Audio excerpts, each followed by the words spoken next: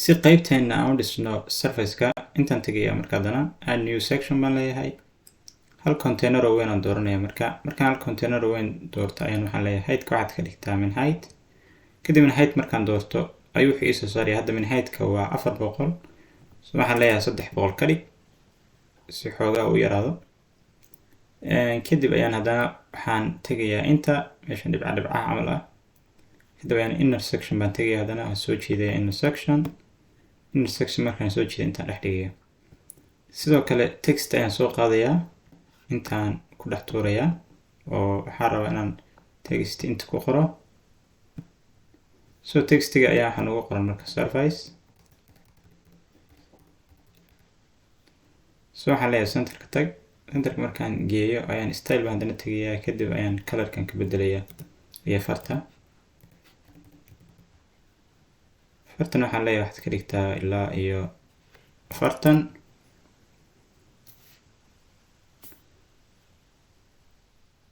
okay markaan ilaa 40 ka dhigna marka hadda saan ayay fartana noo tahay saan ay ku qurxan tahay kadib ayaan hadana tagayaa kadib ayaan xariijinta rabaa inaan aan hoos ka mariyo xariijinta ayaan soo qaaday marka waxaan ku qorayaa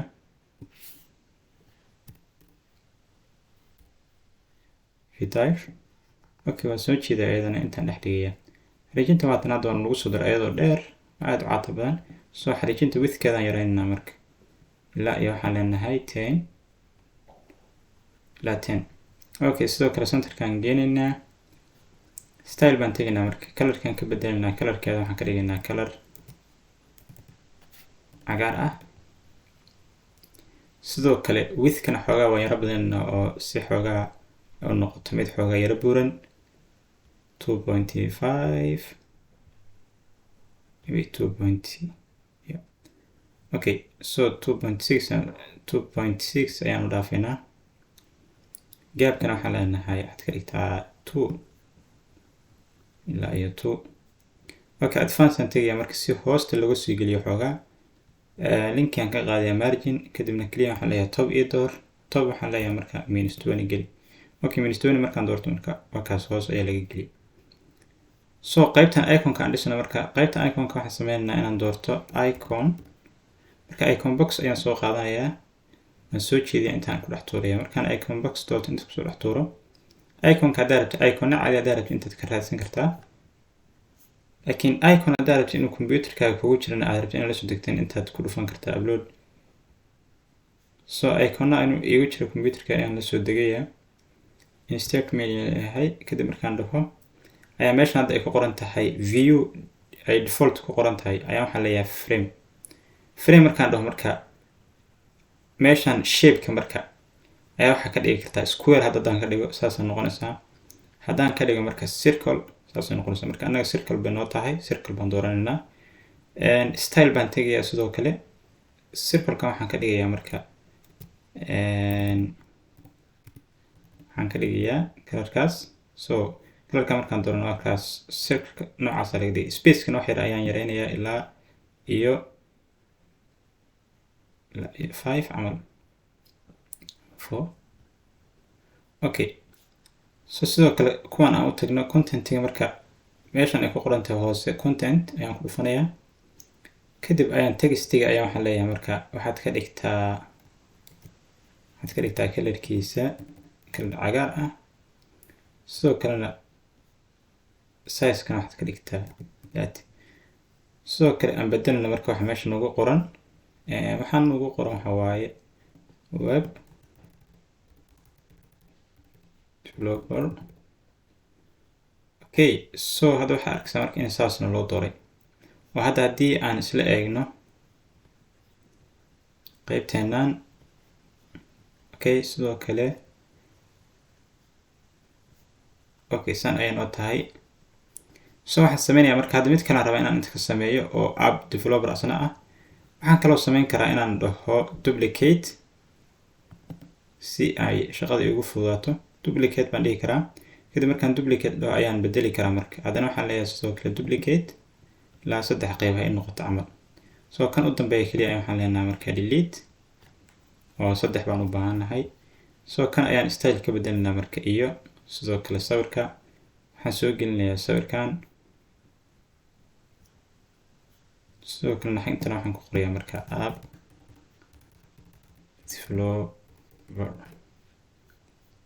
kana waxaan ka dhigayaa, waxaan ka bedelayaa image-ka, waxaan ka leeyahay marka intana waxaan leeyahay personal surface ayaan ku qorayaa. hadda haddaan dhahno update kadibna aan fiirino website-keena, waxaa arkaysaa in uu siduu yahay noo soo baxay, si aad u qurux badan noogu soo baxay qaybtan. xogaa wax yar ayaad waxaad moodaa in oo inta surface-kan kan oo inta xoogaa maaragtay ku yara dhow yahay. waxaan samayn karnaa inaan kasoo durjino, oo padding ayaan kaga soo durjin karnaa. waxaan leenahay padding top, dhigi karnaa 30 ama 30 camal, okay, ama 40 ba. okay, update kadib ayaan ku laabanaa. yes, so hadda waxaad arkaysaa in uu saas nagu soo baxay aad ku qurux badan, korna laga soo dejiyay 40 camal. marka qaybtan hadda surface-kaas nagu dhamaatayba, oo intaan ayaaba qaybtan hadda surface-kan ayaa nagu qoran. qaybta about-ka ayaan hadda sameynaynaa sidoo kale. marka qaybta about-ka saan u sameyno, inta haddana ku dhufanaynaa hal container oo inaan dooranaynaa. kadib waxaan leenahay height-kiisa waxaa ka dhigtaa min height, kadib ayaan style ba haddana tegaynaa. kadib ayaan waxaan leenahay background waxaan ugu dartaa color ah, oo color waxaan ku daraynaa 00 oo madow ah. kadib ayaan waxaan dooranaynaa sidoo kale intersection. kadib marka intersection doorano ayaan sidoo kale waxaan inta gelinaynaa image, sidoo kale intana waxaan gelin doonaa text. so image baan soo jiidayaa, intaan ku dhex tuurayaa image-ka. marka image-kan ayaan gashanaynaa, insert media aan leeyahay.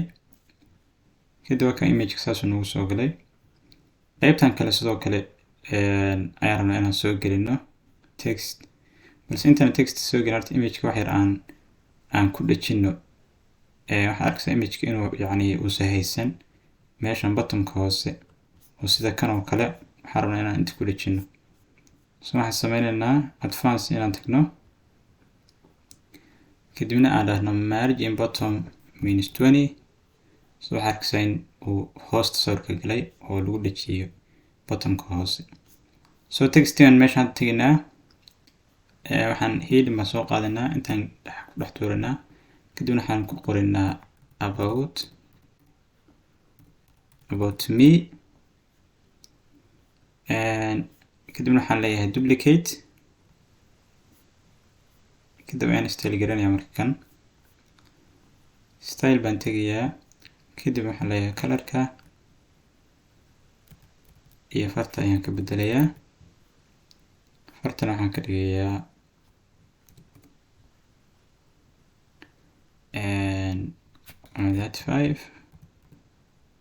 35 years. okay, so kana waxaan leeyahay marka ayaa waxaan ka dhigayaa developer and designer.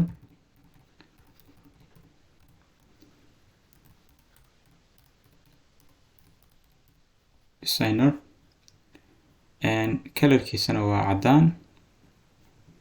color waxaan gelinaynaa caddaana. marka sidoo kalena font size-kan haddaan ka dhigno 20k advance aan tegayaa. kadibna waxaan leeyahay marka si hoosta xoogaa wax yar isugu yar dhawaadaan. okay, button miyaan geliyey, tub baan ka wadaa. okay, so waxaa arkaysaa in hadda hoosta yacni wax yar space-kii dheeraa u dhexeeyay in hadda laga soo durjiyey. so intaan sidoo kale waxaa rabaa in textigan uusa kor naga aadin uu dhexdaan noo yimaado. so section-kan baan ku dhufanayaa, kadibna waxaan dooranayaa middle. waxaa arkaysaa in textigii middle noo keenay. sidoo kale waxaan kusoo darayaa texti kale oo waxaan leeyahay text editor. kadibna intaan ku dhex tuurayaa textigan. markaasna fartaan ka bedelaynaa oo waxaan ka dhignaa far caddaan ah. FFF aan leeyahay kadib waxaa laga dhigayaa afar cadaan. So meeshaan kale waxaan kusoo daraynaa sidoo kale skillskii iyo wixii markaas nagu qornaa xirfad ahaan aan naqaanay. intaan tegaya waxaan ku qoriyaa progress kadib ayaan soo jiidayaa progresska intaan ku dhex tuuraya. So waxaan arkaysaa progresska in haddana laga dhigay 50%, sidoo kalena ay ku qoran tahay progress bar. So waxaan ku qoriyaa midka koobaad WordPress baan ugu qoran WordPress. meeshaan waxaan ka dhigaynaa 95. so style baan tegaynaa markaas aan qurxino. background baan leenahay colorka asaga cadaan buu noo yahay laakiin fill baan haddana kusii dhufanayaa. kadib ayaan waxaan leeyahay meeshaan background type ay ku qoran tahay ayaan colorka haddana ka bedelay. waxaan leeyahay backgroundka waxaa ka dhigtaa colorkaas. so colorkaasana laga dhigay marka backgroundkeena. sidoo kale meeshaan WordPress ku qoran tahay colorkaasna aan ka bedelno. meeshaan typography ay ku qoran tahay ku dhufanayaa. kadib meeshaan ay ku qoran tahay title color aad ujeedaa ayaa waxaan gelinayaa marka color cadaan. so waxaa arkaysaa in hadda color cadaan loo geliyay oo hadda meeshaas waxaan ugu qoran WordPress. so waxaan sameynayaa ilaa marka laba kalaan rabno inaan kusoo darno. intii aan marka mar walba soo qaadi lahaa kaliya waxaad sameyn kartaa inaad inta qalinka inta dul tagtid kadibna aad double click inta siisa aad tiraahdid meesha ay ku qoran tahay duplicate. okay haddana duplicate. so marka si easy ayaa waxaan lagu soo daray saddex qayb, laba qayb oo kale aan ka wada. so qaybtan kale waxaan ka dhiganaa marka HTML waxaan leenahay ayadana waxaan leenahay 90% oo xoogaa waa yara bedelina maadaama tan 95 aan ka dhignay tan 90 kanna waxaan ka dhignaa 85 camal meelaas. okay kan kalena waxaan leeyahay marka waxaan leeyahay 85 intan waxaan ku qoriyaa marka CSS. perfect. so haddii update aan dhahno aan isla aragno marka waxaan sameynayno aan hadda website-keena ku laabano.